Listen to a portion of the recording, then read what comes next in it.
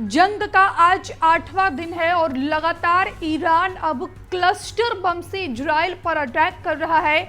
ये बड़ी खबर हम आप तक पहुंचा रहे हैं। ईरान अब क्लस्टर बम का उपयोग कर रहा है। इजराइल पर क्लस्टर बमों का इस्तेमाल किया जा रहा है। इजराइल के द्वारा तस्वीरें हम आपको दिखा रहे हैं कि किस तरीके से दोनों देशों में तबाही मची हुई है। तस्वीरों को देखकर आप अंदाजा लगा सकते हैं कि दोनों देश किस तरीके से विध्वंस की तरफ बढ़ रहे हैं। और इधर ईरान ने भी इजराइल पर ताबड़तोड़ बमों की बारिश कर रहा है, तो दूसरी तरफ इजराइल ने ईरान के एक ऐसे बंकर को निशाना बनाया है जिस बंकर में ईरान के supreme leader Ayatollah Ali Khamenei की मौजूदगी है। जिस बंकर में ईरान के सुप्रीम लीडर छिपे हुए हैं, उसी बंकर को आईडीएफ ने निशाना बनाया है। तस्वीरें हम आपको लगातार टीवी स्क्रीन पर दिखा रहे हैं। इजराइल ने ईरान के लवीजान में हमला किया है। लवीजान में ही वही वो जगह है और यहीं पर वो बंकर है जिसमें ईरान के supreme leader Ayatollah Ali Khamenei के छिपने की खबर है। और खुफिया जानकारी के मुताबिक इस बात की जानकारी इजराइल को मिली, आईडीएफ को मिली कि लवीजान में एक बंकर है और इसी बंकर में आयतुल्लाह खामेनेई की मौजूदगी है।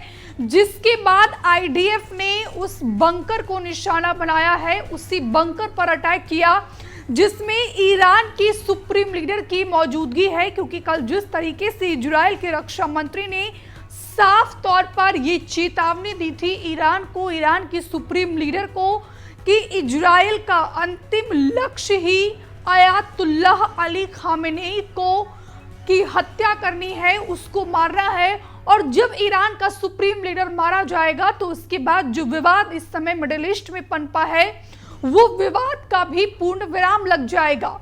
दो तस्वीरें इस समय हम आपको टीवी स्क्रीन पर दिखा रहे हैं। पहली तस्वीरें ईरान और इजराइल की है कि किस तरीके से दोनों देशों में तबाही मची हुई है।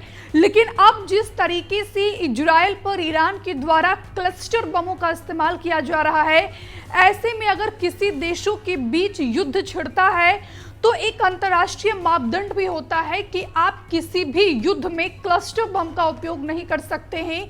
लेकिन सभी मापदंडों को दरकिनार कर यहाँ पे ईरान जो है इजराइल पर क्लस्टर बम का उपयोग कर रहा है। कल जिस तरीके से ईरान के द्वारा इजराइल के अस्पताल पर मिसाइलें दागी गई, हालांकि इसमें इजराइल को ज्यादा नुकसान नहीं पहुंचा, लेकिन जिस तरीके से ईरान इजराइल के रिहायशी इलाकों को निशाना बना रहा है, इजराइल के अस्पताल को निशाना बना रहा है, क्लस्टर बम का उपयोग कर रहा है, ये कहीं ना कहीं मानवता को शर्मसार करने वाली है। क्योंकि अगर क्लस्टर बम की बात की जाए तो क्लस्टर बम किसी भी देश में अगर युद्ध की परिस्थिति बनती है तो अंतर्राष्ट्रीय मापदंड में ये तय किया गया है कि आप किसी भी देश के विरुद्ध युद्ध के दौरान क्लस्टर बम का उपयोग नहीं कर सकते हैं। लेकिन तमाम मापदंडों को यहाँ पर ईरान के सुप्रीम लीडर आयतुल्लाह खामेनेई दरकिनार कर रहे हैं और उनके द्वारा इजराइल पर अब क्लस्टर बम का उपयोग किया जा रहा है। तो ऐसे में ईरान की इस रवैये पर अंतर्राष्ट्रीय नेताओं की तरफ से क्या प्रतिक्रियाएं सामने आती है, ये भी फिलहाल देखना बेहद महत्वपूर्ण होगा। क्योंकि यहाँ पर बात की जाए तो अंतर्राष्ट्रीय मानकों का यहाँ पर धाराशायी किया जा रहा है। ईरान और इजराइल के बीच बैलिस्टिक मिसाइल से हमला किया जा रहा है। एक रिपोर्ट के मुताबिक मिसाइल माइक्रोसॉफ्ट ऑफिस के नजदीक गिरी है, इससे कई कारों में आग लग गई।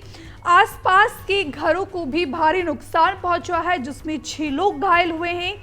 और ये लगातार दूसरा दिन है जब इजराइल के बीरशेबा शहर पर मिसाइल हमला हुआ है।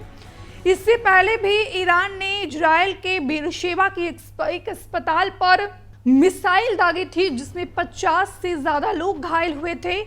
न्यूयॉर्क टाइम्स की एक रिपोर्ट के मुताबिक अमेरिका का मानना है कि ईरान अब परमाणु हथियार बनाने की पूरी क्षमता रखता है। तो किस तरीके से इस युद्ध को लेकर दुनिया खेमेबाजी में बढ़ती हुई नजर आ रही है। इधर अगर बात की जाए दोनों देशों के बीच जो संघर्ष की स्थिति बढ़ती जा रही है, इसी को लेकर कल देर शाम जो है रूसी राष्ट्रपति व्लादिमीर पुतिन और चीन के राष्ट्रपति शी जिनपिंग की फोन पर बातचीत हुई और दोनों ही देश के नेताओं ने इजराइल के हमले की कड़ी निंदा की है।